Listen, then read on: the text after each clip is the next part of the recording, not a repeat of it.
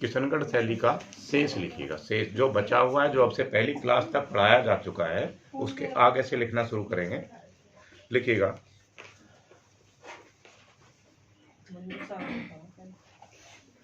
किशनगढ़ शैली में, किशनगढ़ शैली में प्रारंभ के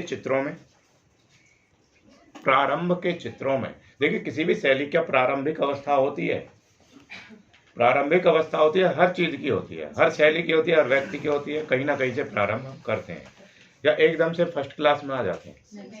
पहले कहाँ आएंगे? जो ज्यादा होशियार होते हैं कभी कभी उनकी एक क्लास ड्रॉप करा देते हैं, लेकिन शुरुआत वो फर्स्ट से ही करेंगे। फर्स्ट क्लास को क्या बोलते हैं? नर्सरी। हाँ, नर्सरी के बाद केजी के बाद यूकेजी के बाद यूकेजी कौन सा हो गया? Under kindergarten. और एलकेजी लोअर किंडरगार्टन। तो शुरुआत यहीं से होती है। जब आपने एक पत्र पढ़ा होगा, अब्राहम लिंकन का अपने बेटे के शिक्षक के नाम पत्र पढ़ा है? इब्राहिम लिंकन का नाम नहीं सुना? सुना है ना? उसने अपने बेटे के नाम एक पत्र लिखा, क्योंकि अब्राहिम लिंकन भी एक अच्छे शिक्षक रहे हैं, किसी भी क्षेत्र के रहे हैं चाहे। उसने अपने बेटे के शिक्षक के लिए एक पत्र लिखा। उसका बेटे की कोई शिकायत थी। उन्होंने लिखा कि मेरे बेटे को आप क्योंकि वो राष्ट्रपति रहे ना, एक सामान्य स्टूडेंट की तरह ही पढ़ाना।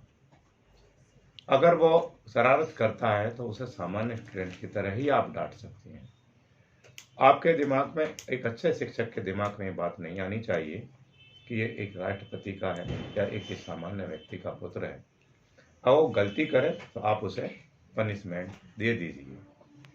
कई बार हमारे दिमाग में आ जाती है, बच्चा है तो डीएम का है, तो हम उसकी गलती को भी क्षमा कर देते हैं। एक बच्चा है, एक सामान्य व्यक्ति का है, हम उसकी गलती को क्षमा नहीं करते, उसको पनिश कर देते हैं। क्या ये सही है? एक अच्छे शिक्षक के लिए क्या ये सही होगा? अच्छे शिक्षक को सबसे पहले क्या चाहिए? समानता का भाव लाए। और मैं भी चाहता हूं आप लोग में से एक ऐसा तरासा हुआ हीरा बन जाए, जो सैकड़ों, कम से कम 20-20, 30-30 साल तो आप लोग पढ़ाएंगे, 30 साल कम से कम, जो सैकड़ों लोगों को उनकी मंजिल तक पहुंचा सके। मंजिल तक नहीं भी पहुंचा सके वो अलग बात है, तो कम से कम उसकी सीरत तो बदल सकें। जो उसकी सोच है, अगर हम उसकी सोच को बदल पाए, अगर 50 भी पढ़ाए हमने, 50 में से 10 की भी अगर हम सोच बदल पाए, तो हम 10 से एक व्यक्ति से कितने व्यक्ति जुड़े होते हैं? एक परिवार के मुख्य व्यक्ति से 4-6 तो लोग जुड़े ही होते हैं कम से कम। तो कितने लोगों का जीवन बदल सकते हैं? तो एक अच्छे शिक्षक के गुण जरूर डेवलपमेंट करने की कोशिश करूंगा। आप लोगों में करे भी हैं, और 150 कैंडिडेट ऐसे हैं जो पढ़ा रहे हैं, जो एक अपने आप में बहुत ही कुछ है।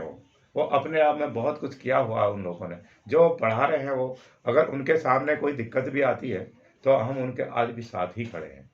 अगर किसी को कोई दिक्कत आएगी तो तुरंत से फ़ोन करेंगे। उनके लिए 24 घंटे ऑनलाइन रहते हैं हम, 24 घंटे कह रहे हैं वो। बाकी सबके लिए अनुमति नहीं है 9 बजे के बाद की, उनके लिए अनुमति है, क्योंकि वो समस्याएं, अभी वो मेरी कैटेगरी में आ चुके हैं। जैसे मुझको टाइम नहीं होता, हो सकता है उनको भी टाइम ना हो। वो रात को 11 बजे टाइम मिला तो रात भर वो पूछ सकता है, क्योंकि अगले दिन उसको वो कार्य करना भी है स्कूल में जा करके। तो हम यही आपसे भी अपेक्षा है, अपेक्षा के साथ साथ विश्वास ही है पूरा कि जिस भी क्षेत्र में आप जाएंगे एक बहुत महत्वपूर्ण जिम्मेदारी का पद निभाएंगे, और वहाँ पर एक एक बच्चे की सीरत बदलने की कोशिश करेंगे, उसकी किस्मत बदलने की कोशिश करेंगे, चाहे वो किसी भी कंडीशन का है। आप उसकी बाकी चीज़ें बाद में देखेंगे, सबसे पहले उसका जीवन बदलने की कोशिश करेंगे। ऐसी अपेक्षाएं के साथ हम आपको पढ़ाना चाहते हैं। आगे लिखेंगे थोड़ा। कुछ चल रहा था क्या? बता रहे थे कुछ? चलिए आगे आ जाए।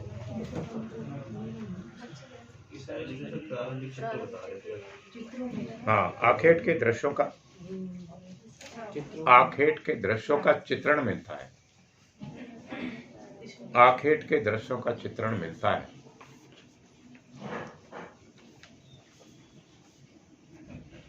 अगली लाइन से लिखेंगे, किशनगढ़ शैली के प्रारंभ में, किशनगढ़ शैली के प्रारंभ में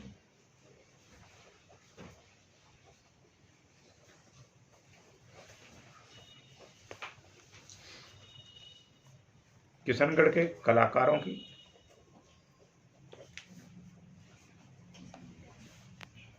शैली के कलाकारों की दरबारी चित्रण मुख्य विषय वस्तु रही है। दरबारी चित्रण कैसे होते हैं? दरबारी चित्रण कैसे होते हैं? जिसमें राजा वो दे रहा हो या प्रजा बैठी हो। हाँ, जो दरबारी चित्रकार, जो उसके दरबार में रहते थे चित्रकार, उनको विशेष आज्ञा दी जाती थी। मान लीजिए कोई कार्य चल रहा है दरबार में, दरबार में सभा चल रही है, उस सभा का चित्रण करने के लिए चित्रकारों को बैठाया जाता था। अब क्या है, अब तो मोबाइल से फटाफट खींच करके काम हो जाता है, लेकिन तब ऐसा नहीं था, तब इतना डेवलप नहीं हो पाया था। तो क्या था, चित्रकारों को बैठा दिया जाता था, दरबार में सभा होगी और सभा का चित्र आपको बनाना है। वो किस लिए बनाए जाते थे चित्र, आप बताओ सुनील, चित्र क्यों बनाए जाते? याददाश्त के लिए, मतलब हाँ, हमारी मेमोरी बनी रहे कि हमारे इस सन में हमारी भेंट इन लोगों से हुई थी, ये लोग हमारे दरबार में आए थे। मान लो कोई विदेश से आ गया, विदेशी भी तो आते थे, राजदूत भी तो होते थे, वो आए, उनका चित्र बनवा लिया और एक चित्र उसको ही भेंट कर दिया। मैत्री संबंध शो करते होंगे ना? मैत्री संबंध शो करते थे, और वो मैत्री संबंध के साथ साथ और भी बहुत सारी घटनाएं हो सकती थी। जैसे मान लिया एक चित्र बना था मुगल काल में, सलीम का जन्म, सलीम का ही है, सलीम का जन्म एक चित्र है, उसमें एक विशेष चीज दिखाई गई है। वो जिस चित्रकार से बनवाया गया था, उस चित्रकार ने पता क्या बनाया था, उसने पूरा वो चित्र उतारा था जब सलीम के जन्म के समय पर जो वहां पे उत्सव मनाया जा रहा था। कुछ महिलाएं छत के ऊपर से खड़ी हुई हैं, ऊपर से वो पैसे बिखेर रही हैं। कुछ महिलाएं नीचे खड़ी हैं, दासियां हो सकती हैं, उनको दान दिया जा रहा है। मोर हैं, मोर कूक रहे हैं। मोर किसका पर्याय है? खुशी का। खुशी के मौके पर मोर को दिखा दिया जाता है, यानी कि वो जब मोर खुश होता है तो क्या करता है, वो डांस करता है। हाँ, तो इसलिए मोर को खुशी के लिए दिखा दिया जाता है।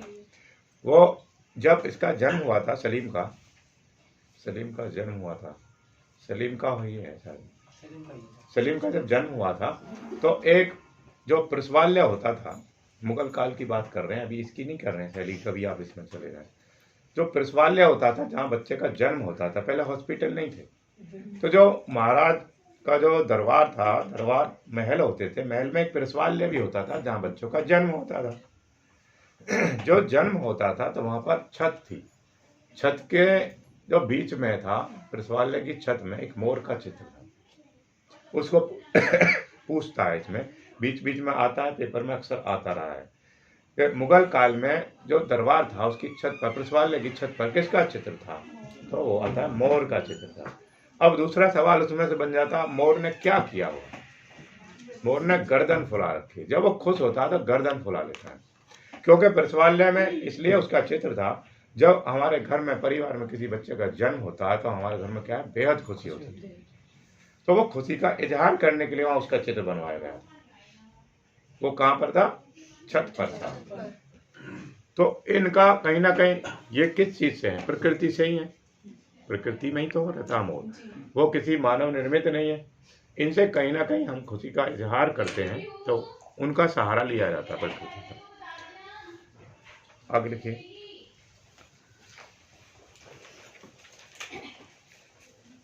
देखिए राजाओं के व्यक्ति चित्र भी किशनगढ़ शैली में, राजाओं के व्यक्ति चित्र भी किशनगढ़ शैली में बहुत बने हैं, किशनगढ़ शैली में बहुत बने हैं। जो कि वहां के कलाकारों ने बहुत सुंदर बनाए हैं, बहुत सुंदर बनाए हैं।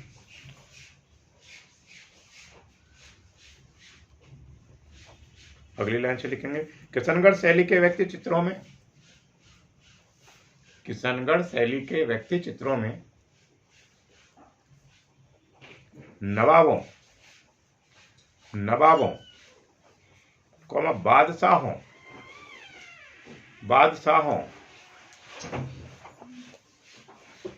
तथा संतों के चित्र प्रमुख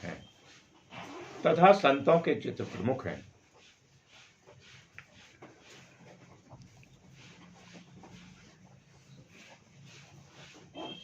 अगली लाइन से लिखेंगे राजा सावंत सिंह के समय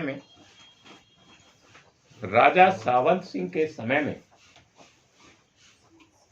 राधा कृष्ण जो है, बैठने दो इनको, राधा कृष्ण की विषय वस्तु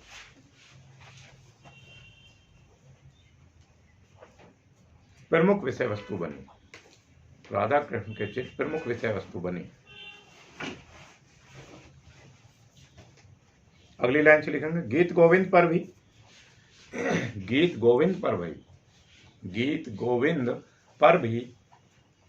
किशनगढ़ में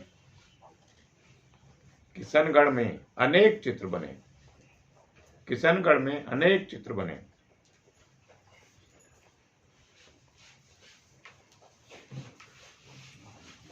अगली लाइन से लिखेंगे भागवत पुराण की कथाओं का भी लिखेंगे, भागवत पुराण की कथाओं का भी बहुत ही सुंदर चित्रण किशनगढ़ में मिलता है।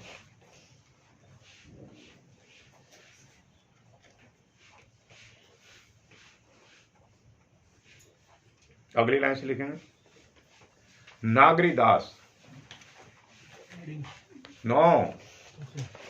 लिखिए नागरीदास कौन थे? जोएब खान। कल नहीं आए थे आप? कल मैं देर से आया था। जो कल लिखवाया था वो लिखा नहीं है आप? अभी लिखा नहीं है। कब लिखेंगे आप उसको? आज शाम को लिखूंगा। अभी पूछा जाए आपसे? ओके। आप बताओ प्रशांत जी, आप बताइए कौन थे नागरीदास? सर सावंत सिंह जो थे उन्हीं का नाम नागरीदास था। Very good. नागरीदास क्यों था? क्योंकि सर वो कृष्ण के दास को नागरीदास बोलते हैं और कृष्ण का भक्त था इसलिए नागरीदास था। हाँ, राधा का सर। वो हम बात समझ चुके हैं उनकी, वो क्या बताना चाहते हैं, ठीक है, वो सही बता रहे हैं, उतना बता दिया बहुत है वो। अगली लाइन से लिखेंगे नागरीदास राजा सावंत सिंह द्वारा, नागरीदास को ही सावंत सिंह बोलते हैं, ठीक है, सावंत सिंह द्वारा रचित बिहारी चंद्रिका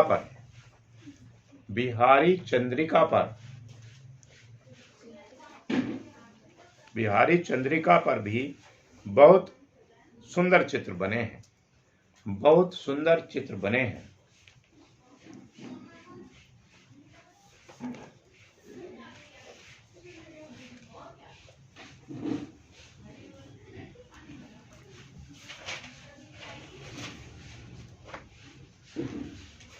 अगली लाइन से लिखेंगे पहाड़ी तथा राजस्थानी शैली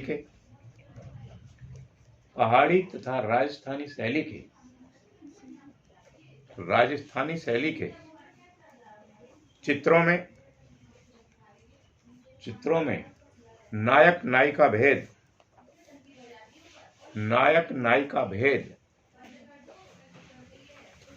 एक प्रमुख विषय वस्तु रही है। नायक नायिका भेद एक प्रमुख विषय वस्तु रही है। नायक नायिका भेद के बारे में बताइए संजय। नायक और नायिका भेद होता है। नायक राजा को कहा जाता है, रानी को नायक कहा जाता है। राजा को ही कहा जाएगा? अगर राजा हो ही ना, वहाँ पे सैनिक हो, राज्य हो, सामान्य व्यक्ति हो, उनको नायक नायिका नहीं कहा जा सकता। जो मैन होता है उसको नायक कहते हैं। हाँ, ये अब बात है ना, राजा तो नहीं। जो मुख्य होगा उसको। नायक नायिका। अब वो कह रहा नायक नायिका भेद, वो तो सही बता दिया। नायक किसको कहा जाएगा? नायक जो भी मुख्य होगा वो नायक है। पिक्चर है, उसमें तो नहीं है राजा, उसमें क्या है? नायक, वो मुख्य होगा। जो हीरोइन घर है, घर में तो नहीं है राजा, उसमें मुख्य कौन होगा? पिता जो पिता हो गया, वो राजा ही है। कहने का मतलब राजा सही है आपका। हाँ, वो मैन जो आदमी है वो राजा है। राजा ही मान लो। घर में 3 बच्चे हैं, जो सबसे बड़ा है वो क्या है? वो मुखिया हो गया। अगर उनके पापा हैं तो वो मुखिया होंगे। हाँ, अगर पापा बाहर गए हैं तो उस समय वही मुखिया होगा। अगर उससे छोटा भी बाहर गया है तो इसलिए बाहर सारे चले जाओ, लेकिन मुखिया तो उनका बाप ही रहेगा।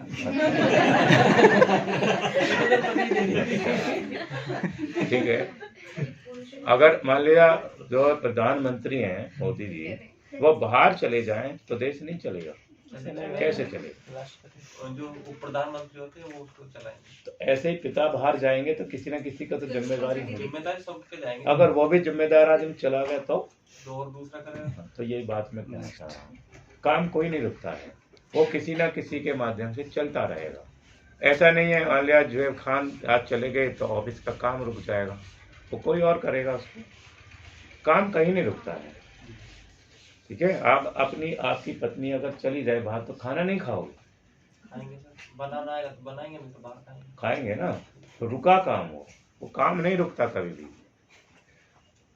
हमें पहले पूरी बात जाननी होती है इसके लिए। आगे लिखिएगा नायक नायिका भेदभाव, वो भेद को नहीं समझ पाया भैया। उसमें नायक के रूप में उसको प्रस्तुत किया था। वो सही है, बता दिया। नायक के रूप में राजा है या कोई भी मुख्य पात्र है, और नायिका के रूप में कोई भी मुख्य पात्र है या रानी है। ये इन्होंने बोल दिया है, वो ठीक बताया है, वो समझ गए। अब उसने एक और शब्द लिखा है नायक नायिका भेद। अब भेद क्या है ये? वेद में सर यही है ना कि इसमें इस सावंत सिंह को और उसी को नायक नायक के उसमें किया गया। सिंह को हटाओ यहाँ से अभी, सर अभी भेद पे आते हुए। सर महिला पुरुष का होगा ना, नायिका महिला होगी अंतर हो जाता है। और नायक पुरुष होगा। देखिए, मैं आपको बहुत सामान्य सा एक उदाहरण बता देता हूँ जो आपने भी देखा होगा। आप शादी में गए ना सभी, कोई ऐसे व्यक्ति तो नहीं जिसने अटेंड नहीं की जुएब खान? शादी? हाँ, शादी। सर कौन सी शादी? मतलब निकाह शादी अटेंड की नहीं, मैंने वैसी शादी नहीं की, वैसे निकाह वगैरह था। हाँ वो निकाह हम आपकी शादी के लिए बात ही नहीं कर रहे हैं। हाँ, तो किसी की में तो गए होंगे। किसी की में तो शादी में गए ना आप। वहाँ शादी में जो मुख्य पात्र है वो कौन है? दूल्हा दुल्हन। अब वही नायिका भेद है भाई। वहाँ पे लड़कियां और नहीं है क्या? बहुत सारी हैं। वो ऐसे ही कपड़े पहनेंगे जैसे दुल्हन ने पहने हुए हैं। नहीं। क्यों? उनको मुख्य वस्तु बनाना। क्योंकि वहाँ मुख्य व्यक्ति को दिखाना है। वो नायिका भेद हो गया। एक नायक नायिका भेद। नायक अलग और अलग ही दिखाई दे जाए, नायक और नायिका भी अलग ही दिखाई दे जाए। अगर 100 व्यक्ति के साथ खड़े हैं स्टेज पर तो अलग ही पता चल जाए ये नायिका है या ये नायक है। सबसे डिफरेंट दिखाना। डिफरेंट दिखाना, या तो उनकी वेशभूषा अलग हो सकती है या कुछ स्पेशल हो सकता है उनमें, या वो सामान्य से हटके हो सकते हैं या सामान्य से लंबे हो सकते हैं। अब नेता और पब्लिक में आप कैसे पहचानेंगे ये नेता है? सफेद कुर्ता पजामा। हाँ, उसकी वेशभूषा होती है। ठीक बोले आप, कोई नहीं पहनता। ठीक है। उसकी एक अलग वेशभूषा होती है कि पता चल जाएगी। अगर 50 व्यक्ति उसके साथ चल रहे हैं बता देंगे आप ये नेता है, वो हाथ जोड़ के बता देंगे ना। हाँ, नहीं जरूरी नहीं है हर जगह हाथ जोड़ के चलेगा। फिर उसमें एक वो है ना, वो केंद्रीयता बना रहेगी, बाकी सब उसी की तरफ निगाहें होंगी।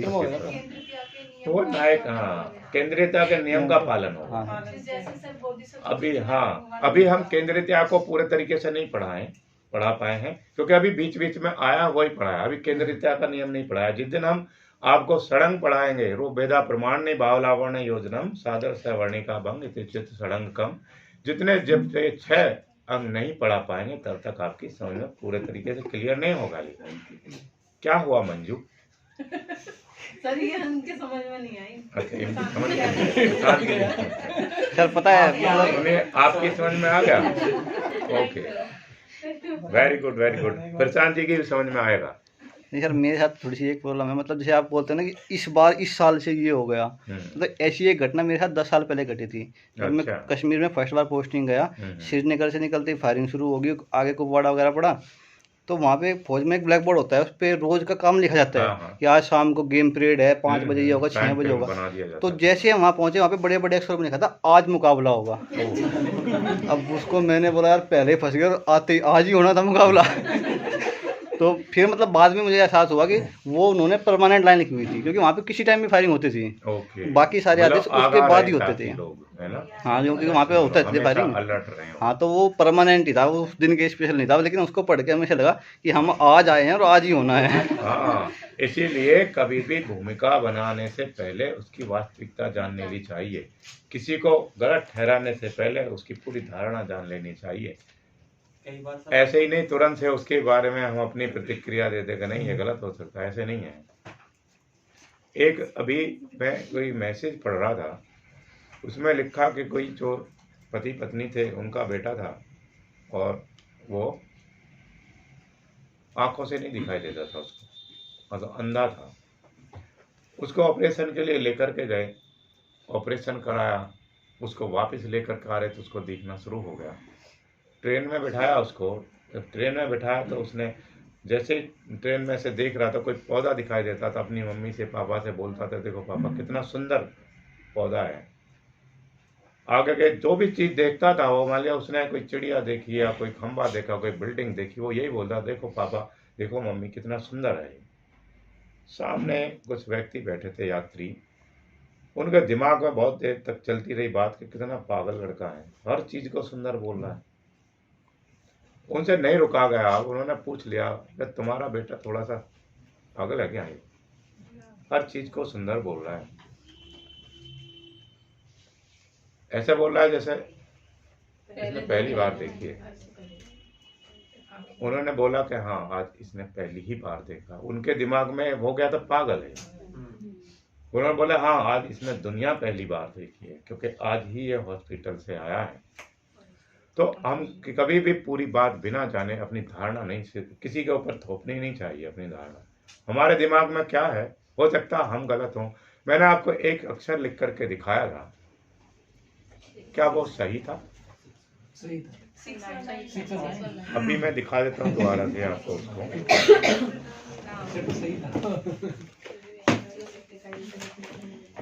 अच्छा, वो बच्चों ने ऐसा बना दिया। अभी मैं दोबारा से आपको दिखा देता हूँ। तो किसी भी धारणा को बनाने से पहले ना सोच लेना चाहिए। ये लिखा था, कितना है ये, कितना है ये, आप भी सही हैं और आप भी सही हैं। तो कभी कभी स्थान का भी फर्क हो जाता है। आप अपने स्थान से क्या देख पा रहे हैं और मैं क्या देख पा रहा हूँ। आप कैसे अपनी धारणा थोप सकते हैं किसी दूसरे को? नहीं थोप सकते। उसके बारे में पहले सही से जान लीजिए, तब उसके बारे में अपने विचार रखिए। अभी जैसे ही अभी कोई व्यक्ति था, बैठा था ट्रेन में, उसने पागल सिद्ध कर दिया जरा सी देर में। क्या वास्तव में पागल था वो? वो सही था अपनी जगह पर। उसने दुनिया ही पहली बार देखी थी, इसलिए उसको हर चीज सुंदर लग रही थी। तो ऐसे स्थान का भी अंतर आ जाता है। कभी कभी हम अपने स्थान से, हो सकता है हमारी तरफ भी सही हो, अगर आप हैं तो आप भी सही बोल रहे हो उसको। कई बार सवालों में भी मैं बोल देता हूँ, कई सवाल में समीक्षक ने लिखा है, आपके दिमाग में वो भ्रांति बनी रहती, नहीं उन्होंने तो ये बताया था और ये लिखा हुआ है, वो भी सही है। कई जगह अजंता में भी ऐसे जिक्र आए हैं कि किसी व्यक्ति ने दूरी इतनी लिखी है, किसी व्यक्ति ने दूरी दूसरी लिखी है। तो क्या वो गलत है? क्या उन्होंने पढ़ा नहीं था? क्या उन्होंने वहाँ पड़ताल नहीं की? डायरेक्ट उसने लिख दिया होगा? आप उसकी जड़ में तो जाइए। जैसे एक बिल्डिंग है, अब ये मकान है, अब इस मकान में मैं रह रहा हूँ, उससे पहले भी कोई रहा होगा, उस जमीन का कोई और मालिक होगा। उस बिल्डिंग में मान लिया 1000 कोई बिल्डिंग, मान लिया ये है ताजमहल है, कितनी पुरानी बिल्डिंग, 400 साल पहले हमने तो नहीं देखा कुछ भी। क्या वो एक दिन में खड़ा हुआ था? नहीं। उसके नीचे कितने मजदूरों ने काम किया होगा? उसकी नींव की ईंट के बारे में कितने लोग जानते हैं? हम केवल उसकी सुंदरता देख करके आनंदित होकर के और वापिस आ जाते हैं। हम कभी उस व्यक्ति के बारे में नहीं सोचते जिस व्यक्ति की उसमें काम करते करते जान चली गई, जिसको बिल्डिंग बनाते बनाते वो मर गया, जिन लोगों ने बिल्डिंग बनाने के बाद अपने हाथ गंवा दिए, कभी हमारे दिमाग में वो नहीं आती। हम किसको याद रखते हैं? केवल शाहजहां को याद रखते हैं, उनकी स्मृतियों को याद रखते हैं कि अपनी पत्नी की याद में उन्होंने ताजमहल बनवा दिया। कभी क्या हम कैसे निर्माण हुआ होगा उसका, हमने कभी उसके बारे में नहीं सोचा। क्या उन लोगों का योगदान नहीं था? उनका ज्यादा योगदान था या शाहजहां का योगदान ज्यादा था? मजदूरों को कभी याद किया गया? जो उसकी नींव की ईंट है, इसीलिए नींव की ईंट को कभी नहीं देखा जाता, वो दब चुकी है बिल्डिंग के नीचे, उसका कहीं नाम नहीं है। जो उसकी अब सुंदरता दिखाई दे रही है उसको सब तारीफ करते हैं, क्या कभी उस ईंट की तारीफ की जाती है? उसकी कभी नहीं की जाती। वो आज भी वास्तव में देखने को मिलता है, जो वास्तव में कार्य करता है उसकी तारीफ नहीं मिलती है, वो ही नींव की ईंट होती है। तो ये सब हमें सोचना पड़ता है, बिल्कुल गहराई से सोचिए उसके बारे में, तो जानेंगे हम, बिल्कुल जरूर जानेंगे, तब हम सही और गलत का निर्णय कर पाएंगे। ठीक है प्रशांत जी? जी सर। लिखिए आगे। नाई का भेद समझ चुके हैं? हाँ सर। Very good. अब लिखिएगा, किशनगढ़ चित्र शैली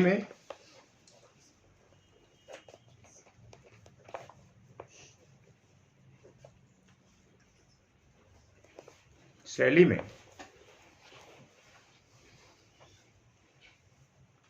चित्रों का कुछ विषय स्नान तथा क्रीड़ा रहा है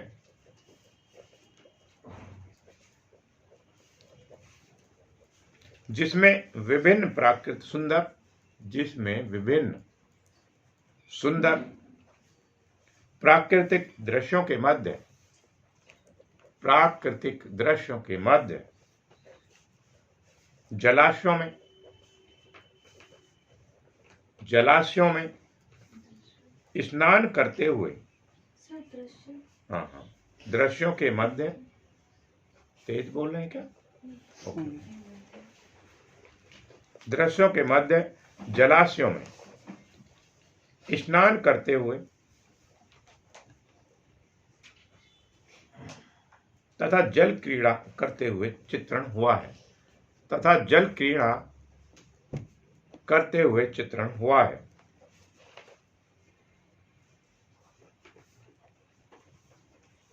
अगली लाइन से लिखेंगे, ये इंपॉर्टेंट सवाल है। अगली लाइन से लिखेंगे, इंपॉर्टेंट सवाल है ये। लिखिए, जल क्रीड़ा में महिलाओं को गेंद से खेलते हुए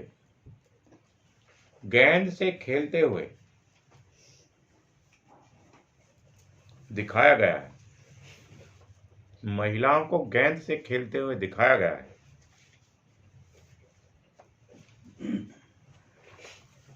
जिसे आधुनिक समय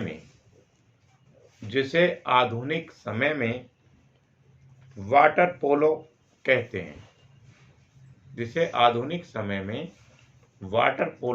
हैं।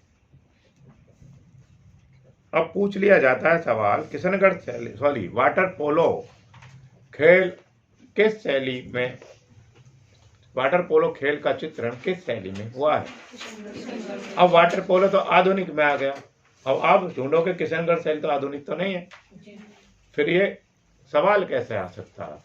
तो उसको क्या है, हम गलत मान लेते, सवाल तो गलत है।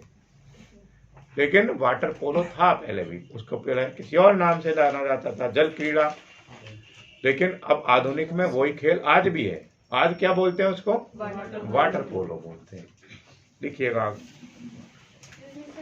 जी। मैंने एक चित्र देखा, वो ना घोड़े के ऊपर स्त्रियां बैठ के वो पोलो खेल रही हैं, यही किशनगढ़ जी इसी में है ना? आएगा। बहुत सारे हैं ऐसे चित्र, अभी उन चित्रों को विशेषता समझा दी जाएगी, उसकी व्यवस्था की जा रही है। प्रत्येक चित्र को बारीकी से समझा दिया जाएगा, उसकी व्यवस्था की जा रही है। अभी उसमें थोड़ा समय लग रहा है, लेकिन हो जाएगी। आपको कहीं ऐसा अधूरा नहीं रखा जाएगा। अगर आपको 1000 साल पुराना भी चित्र दिखा दिया किसी ने, तो भी आप उसकी विशेषता बताएंगे कि इसमें ये चीजें हैं। ऐसी व्यवस्था कर रहे हैं अभी हम। एक खेल देखा होगा आपने जिसमें 2 बैल, एक बैल होता है, एक आदमी होता है। वो आदमी उस बैल को लाल कपड़ा दिखाता है, वो उसमें टक्कर मारने के लिए दौड़ता है। उस खेल को क्या बोलते हैं? क्या बोलते हैं? Bull fighting. बुल फाइटिंग बोलते हैं। स्पेन में होती हाँ, है। बुल अभी फाइटिंग भी होती होता है। उसमें जो व्यक्ति उससे लड़ता है उसको बोलते हैं मेटाडोर। मेटाडोर होता है वो, और वो अपनी जान पर खेलता है।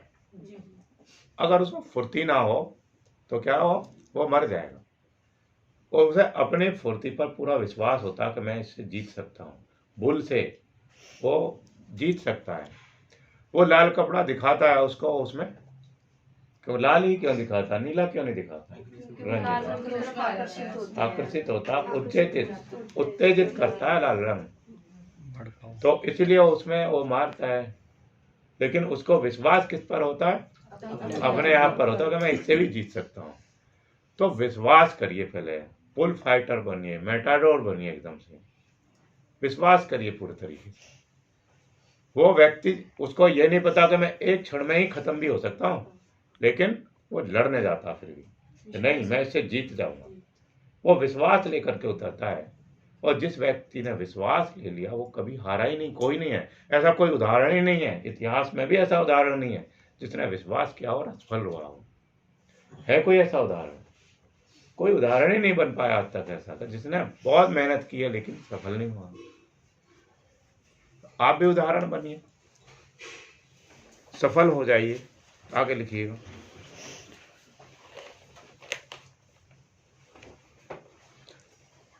किशनगढ़ की राधा, किशनगढ़ की राधा राजस्थान शैली का सबसे सुंदर चित्र माना जाता है।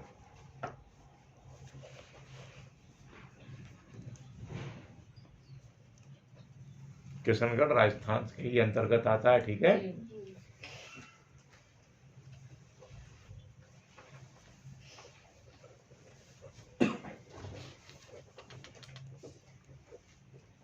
किशनगढ़ शैली का दूसरी लाइन से जी, चांदनी रात की संगीत गोष्ठी, चांदनी रात की संगीत गोष्ठी एक उत्तम चित्र की श्रेणी में आता है। एक उत्तम चित्र की श्रेणी में आता है।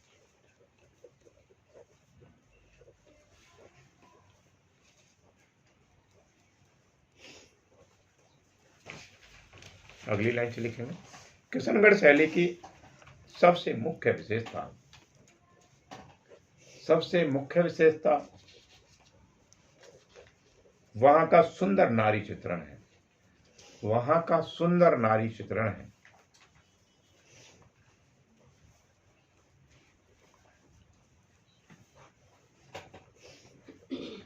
अगली लाइन से लिखेंगे। किशनगढ़ के चित्रकारों ने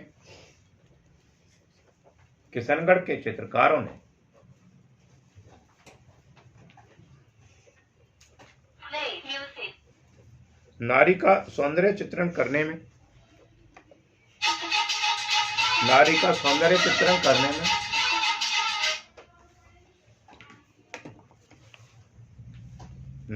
सौंदर्य चित्रण करने में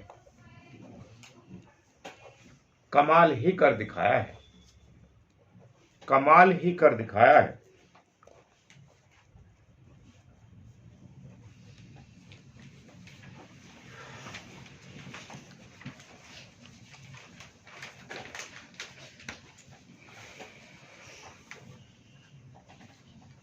किशनगढ़ शैली में नारी के नेत्रों की बनावट,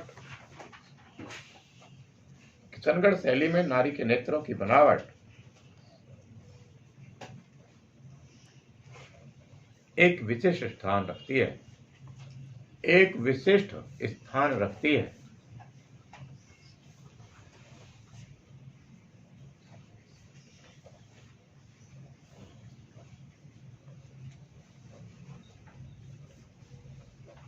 अगली लाइन से लिखें, किशनगढ़ शैली के रात्रि के दृश्यों में, किशनगढ़ शैली के रात्रि के दृश्यों में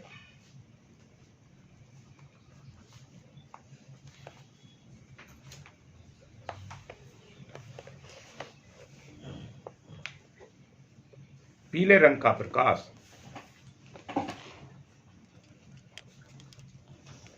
पीले रंग का प्रकाश जो दीपक से किया गया है, जो दीपक से किया गया है, अति सुंदर है।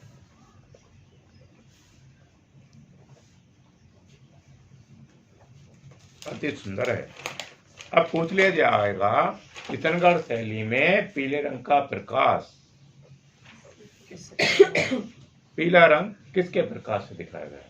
दीपक के प्रकाश से। Very good. अगली लाइन से लिखिएगा,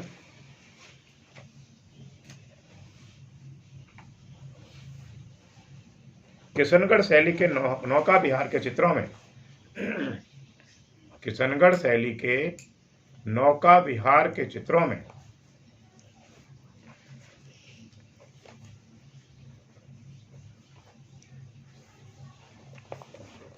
लाल रंग की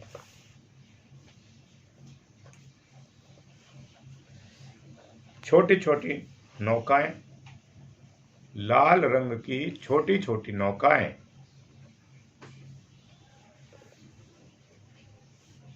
अधिकतर बनाई गई हैं, अधिकतर बनाई गई हैं।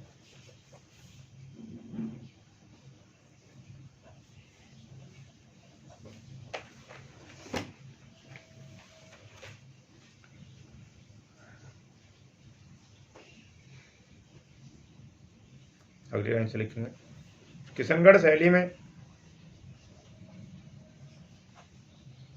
रंगों को अधिकतर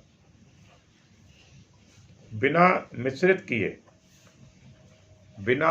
किए लगाया गया है, बिना मिश्रित किए लगाया गया है,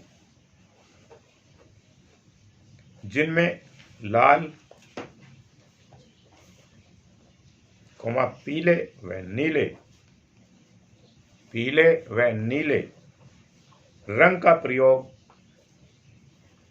का प्रयोग मुख्य है।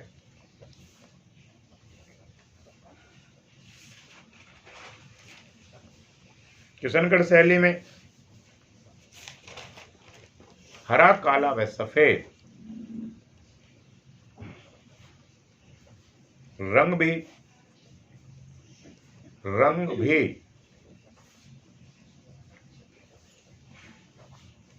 प्रयोग हुआ है, रंग भी प्रयोग हुआ है। और सोने चांदी के रंगों का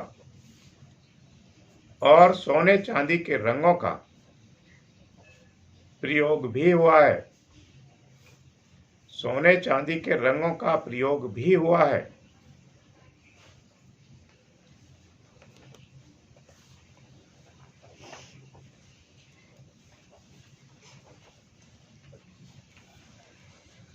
अगली लाइन से लिखेंगे, किशनगढ़ शैली के चित्रों में गतिमान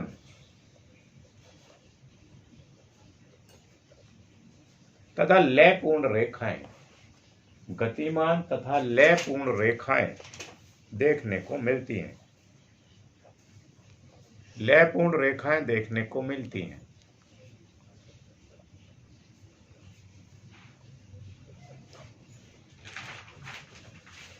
अगली लाइन से लिखेंगे, किशनगढ़ चित्र शैली में किशनगढ़ चित्रशैली में प्राकृतिक चित्रण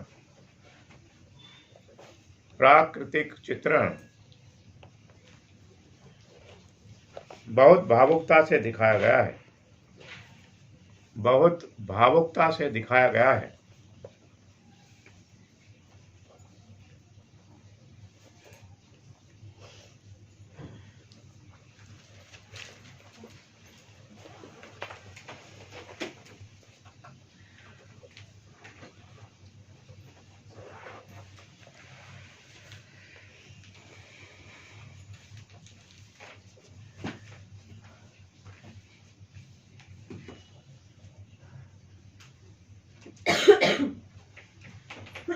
अगली लाइन से लिखेंगे, किशनगढ़ चित्रशैली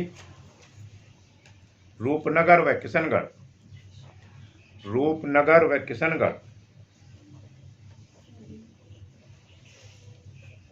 दो स्थानों पर विकसित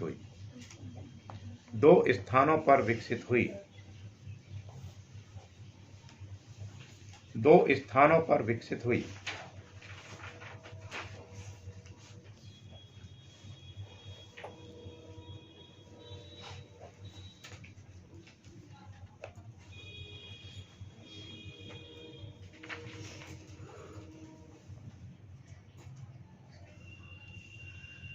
अगली लाइन से लिखें, किशनगढ़ चित्रों में पोत की और टेक्सचर को कहते हैं टेक्सचर। वो क्या होता है? पोत हिंदी में होता है। पोत की ओर चित्रकार का झुकान बढ़ गया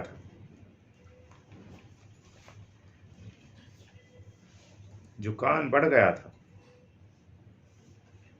टेक्सचर क्या होता है? ये सामने ही टेक्सचर ही है।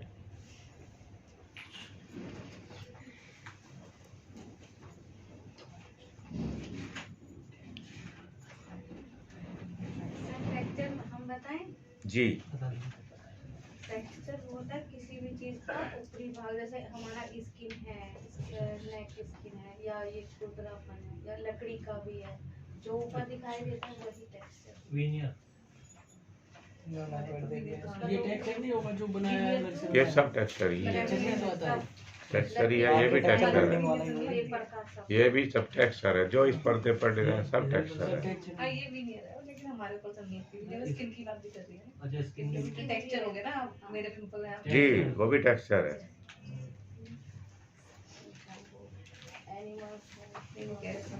अगली लाइन से लिखेंगे,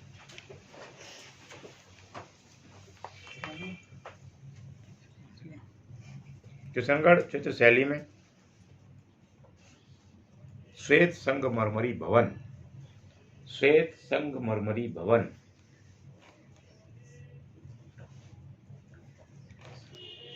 कॉमा लगा करके उष्ण रंगों में चित्रित स्त्री पुरुष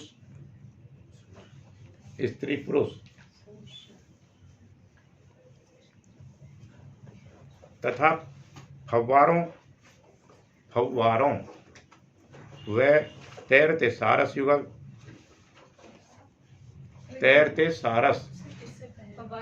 फव्वारों चित्रित स्त्री पुरुष तथा फव्वारों व तैरते सारस युगल एक मधुर रंग योजना प्रस्तुत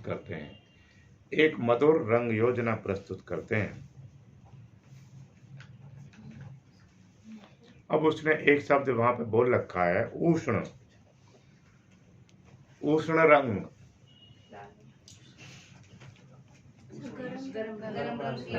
वेरी गुड। जैसे पीला, रेड, रेड येलो, ऑरेंज होता है। ऑरेंज, वायलेट और बैंगनी, रेड, बोल दिया। लाल नीला आप प्रिया, पीला, लाल, ऑरेंज, बैंगनी। यही है। क्या है उष्ण रंग? गरम रंग। वेरी गुड, गर्म रंग है। अलग होगा वैसे में तो। गर्म रंग कैसे हैं? पूजा, आप बताओ। सर जो सूर्य के प्रकाश से हमें दिखाई देते हैं मिलते हैं, जैसे सूर्य हीट देता है उसी तरह से उनके कलर जो रेड येलो और ऑरेंज कलर दिखाई देते हैं वो हीट में आते हैं। हीट में आते हैं।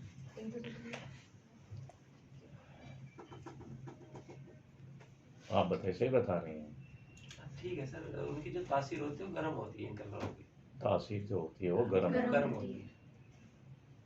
यानी छू के देखने पड़ेंगे वो। नहीं, ऐसा नहीं है। लेकिन प्रकाश को जो है ना एब्जॉर्ब ज्यादा करते हैं। ओके। अब जैसे कमरे में है ये सब एब्जॉर्ब ज्यादा कर रहे हैं प्रकाश को, यही तो कह रहे हैं ना। प्रकाश की रोशनी में जो चमक होती है ना इन कलरों में ज्यादा होती है। अच्छा, इनमें ज्यादा होती है, इसलिए है उसमें। ज्यादा डिटेल बता दीजिए। तो उसको उसमें क्यों कहते हैं? कुछ ना कुछ तो विशेषता ही होगी, तो उसी को उसने बोला है।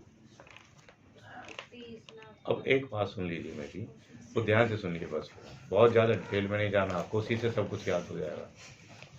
जिन रंगों को देर तक देखने से हमारी आंखें थक जाएं या थकान महसूस करें या आंखों में जलन पैदा हो, वो सब उष्ण रंग की श्रेणी में आते हैं। जिन रंगों को देखने से हमारी आंखें थक जाएं, देर तक ना देख पाएं, थकान महसूस करें, जलन हो, वो उष्ण रंग की श्रेणी में आते हैं। ऐसे ही ठंडे रंग भी होते होंगे। अच्छा, ठंडे भी होते हैं। हाँ, अब उसके लिए भी सुन लीजिए। जिन रंगों को देर तक देखने से हमारी आंखें थकान महसूस न करें तथा ठंडकता प्रदान करें, वो रंग ठंडे रंग की श्रेणी में आते हैं। जैसे हरा रंग। अभी पर काफी समय पहले क्या हुआ था, जब आंखें किसी की बनती थी तो आंख पर हरे कलर की अब नहीं टांगते उसको। पहले टांगी जाती, क्योंकि अब विकास हो गया ना, अब विकास हो गया वो, ताकि हरा रंग कैसा है, वो ठंडा है, इसलिए उसको टांगा जाता था ताकि आंख को ठंडक मिलती रहे।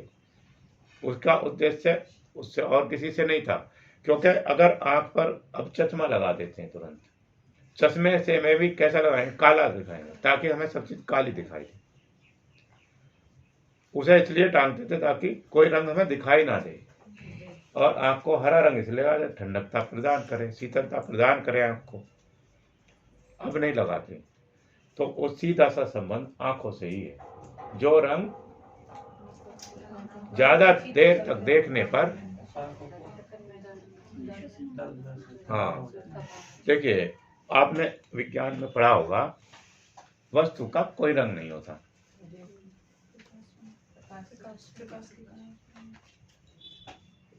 प्रकाश में क्या होता है, रंग प्रकाश का गुण है, वस्तु का अपना कोई रंग नहीं होता। सबने पढ़ा है हाई स्कूल में, सबने पढ़ा है। मंजू ने हाँ ही नहीं कहा, वो सबने पढ़ा है। प्रकाश का अपना कोई, सॉरी, वस्तु का अपना कोई रंग नहीं होता, रंग प्रकाश का गुण है। अब जो ये वस्तु है, ये दिखाई दे रहे हैं आपको, कलर अलग अलग दिखाई दे रहे हैं, यहाँ ये प्रकाश को क्या अवशोषित करते हैं, रंग को अवशोषित करते हैं प्रकाश में से। प्रकाश कहाँ से आता, सूर्य से आता, और सूर्य में सारे रंग होते हैं, सूर्य के प्रकाश में।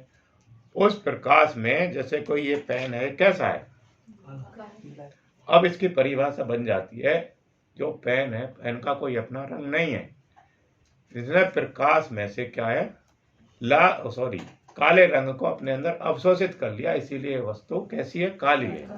कोई वस्तु पीली है, उसने प्रकाश में से पीले रंग को अवशोषित कर लिया, इसलिए पीली दिखाई दे रही है। तो ये अभी वर्ण पढ़ा जाएगा, रूप भेद प्रमाण नहीं, भाव लावण्य योजना आएगा उसमें, ठीक है। वो बहुत ही मुख्य चैप्टर है इसका, और जिसमें सारा कला उसी में समेट जाती है। वो जिन्होंने बीए ड्राइंग में किया है, एमए किया है, वो जानते हैं। किसने किया है, किसने किया है, आप जानते हैं ना सड़क को, क्या है सड़क, बताते ही नहीं है किसने किया है, ये किसने किया बोल नहीं रहे। हाथ भी इतना सा उठा, वो तो होते हैं, हमेशा होते हैं। वो जिधर देखा ज्यादा है तो यहाँ से ऊपर हो जाएगा, नहीं है तो यहाँ तो है ही है बराबर में, तो वो दोनों तरफ होते हैं। हाँ बताओ, प्रिय। साधारण से वर्णिका भंग हाँ, वेरी गुड। चलिए लिखिए आप, वर्ण पे चल दीजिए बात।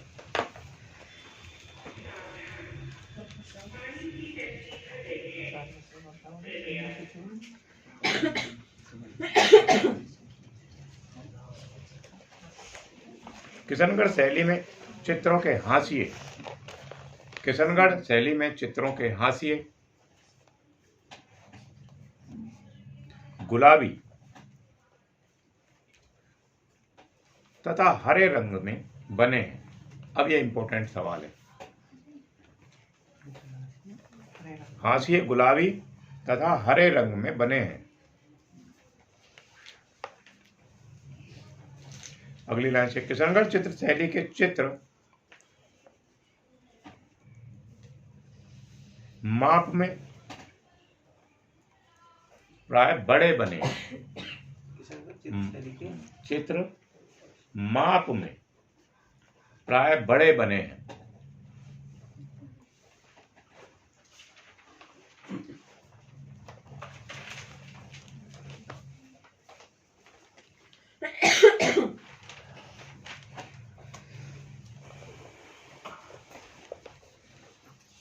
अगली लाइन से लिखें, मेवाड़ चित्र शैली में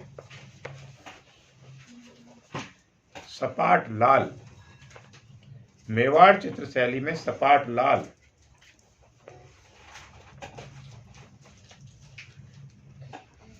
आसमान, सपाट लाल आसमान,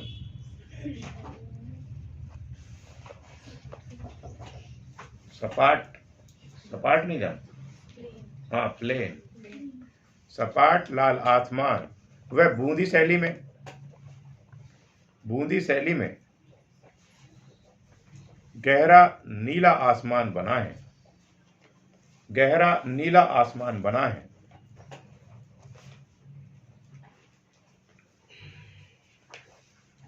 तथा किशनगढ़ चित्र शैली में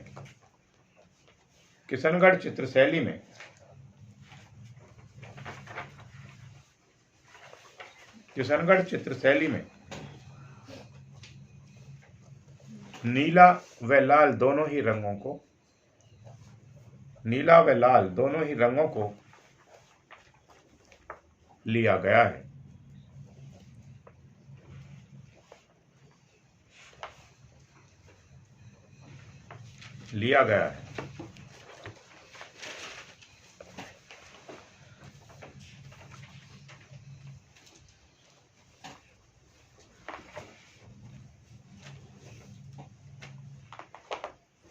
अब लिखिएगा अगला है। अगली शैली चलेगी बूंदी चित्र शैली। बूंदी चित्र शैली,